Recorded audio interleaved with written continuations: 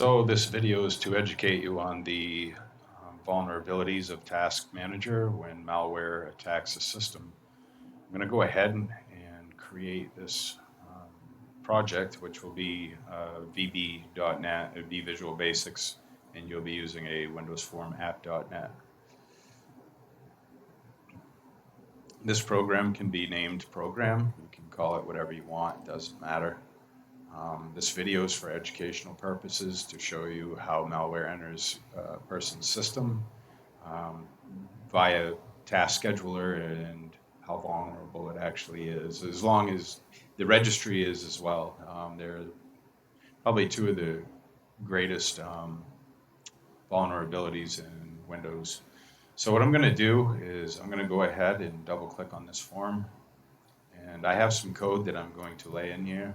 I'm not going to sit here and type it all out because I've already typed it out and I don't feel like typing it out again.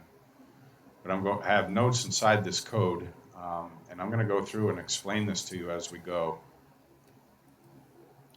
And this is how you gain administrative access for your program without being an administrator.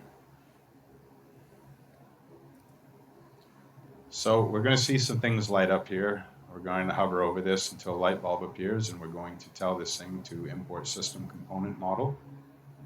And down here we have a thread, import system threading, and we are going to go up here,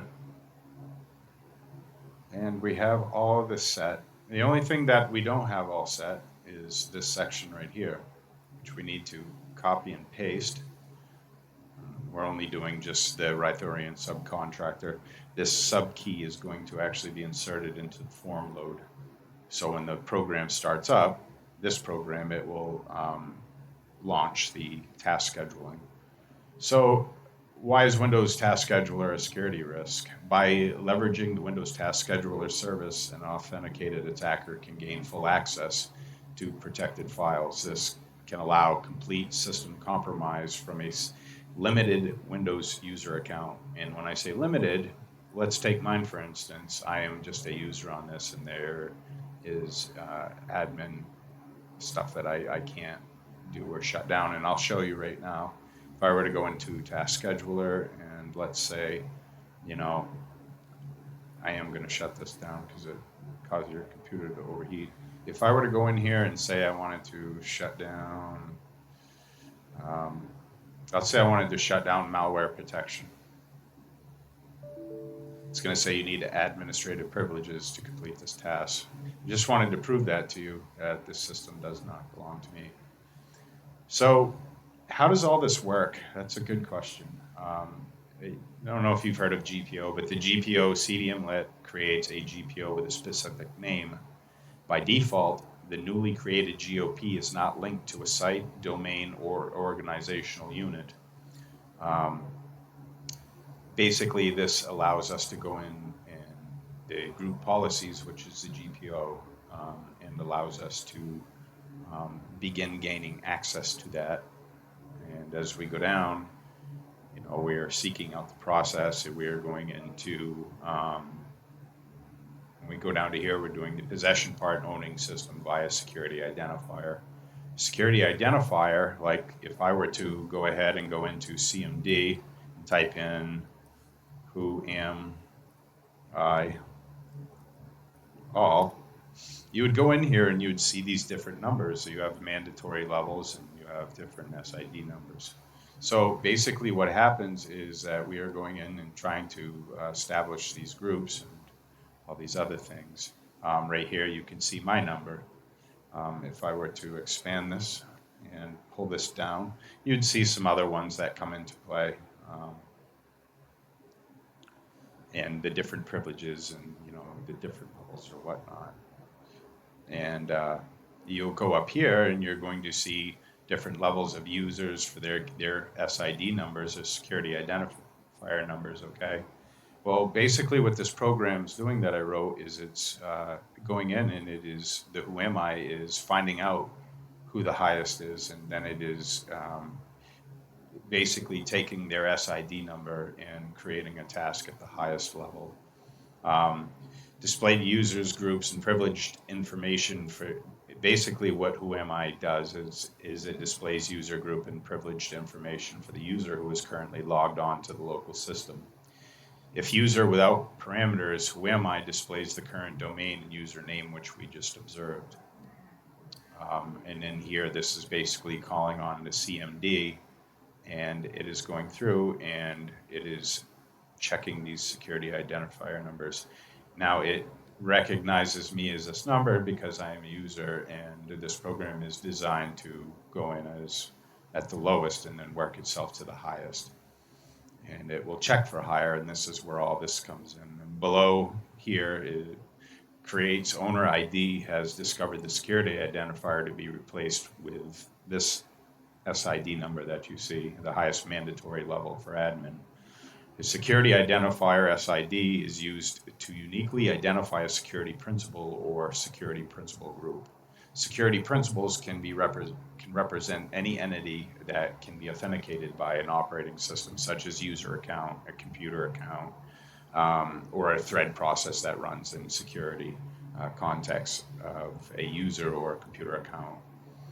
For each account or group or process running in the security content of the account has a unique SID that is issued by the authority, which would be the admin, such as Windows Domain Controller as well. It is stored in security database.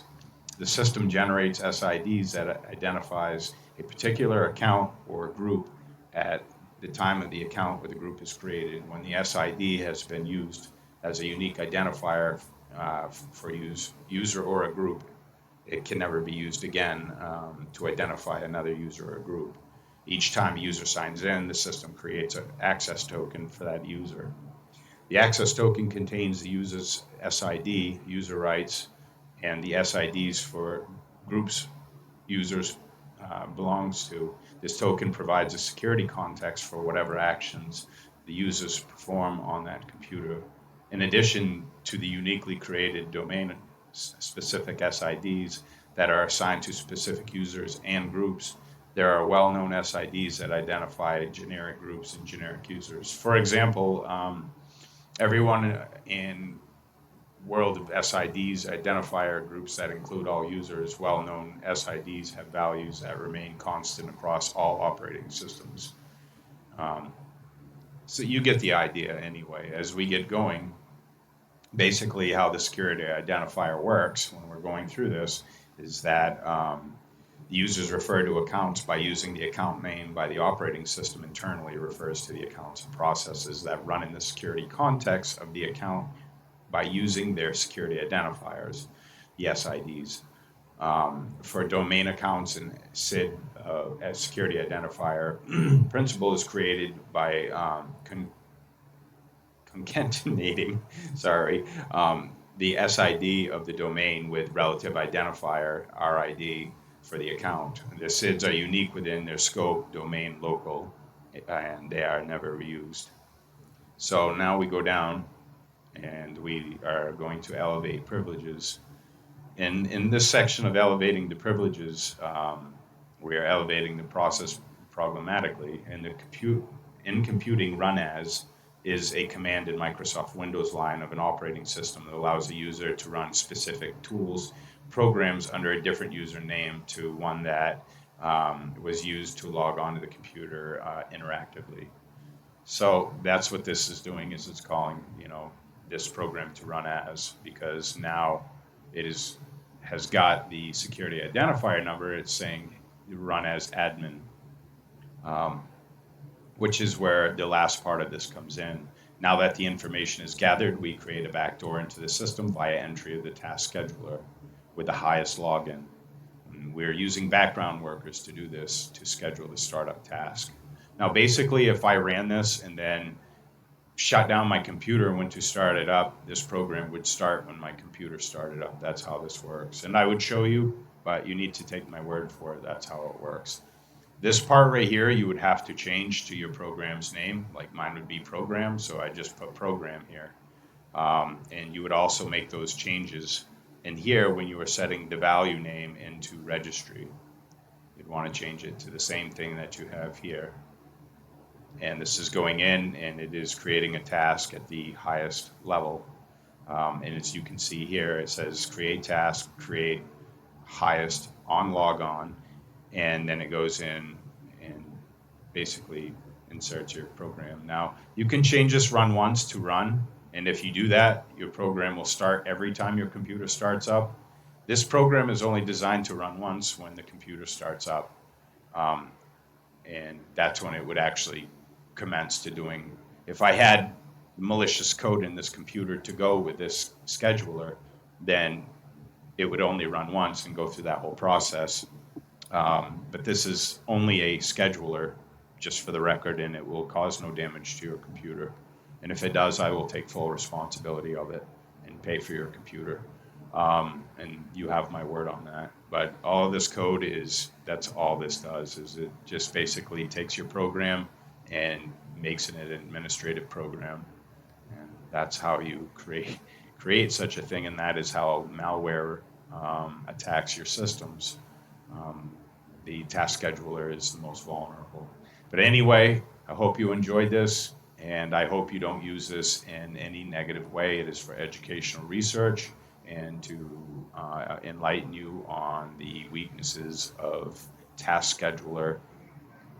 And it is always good to audit your task scheduler at least once a week, just kind of know what's in there and what's going on. And you guys have a good day.